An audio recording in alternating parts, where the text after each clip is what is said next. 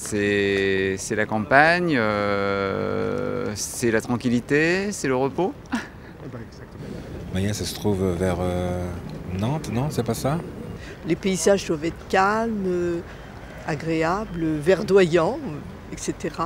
Mais on ne connaît pas trop. Il y a donc encore du travail pour que la Sarthe et la Mayenne soient mieux identifiées par les Parisiens. C'est d'ailleurs tout l'enjeu de ce stand commun des deux départements au Salon mondial du tourisme de Paris. Plus de 100 000 visiteurs y sont attendus jusqu'à dimanche. Vous avez l'occasion de découvrir la nuit des chimères, donc c'est vraiment magique. Si vous avez l'occasion sur la route des vacances de vous arrêter. Plus d'un tiers des touristes en Sarthe et en Mayenne viennent d'Île-de-France pour des courts séjours de 2 ou 3 jours. C'est une clientèle pour nous qui est prioritaire et la proximité fait qu'elle est facilement captable.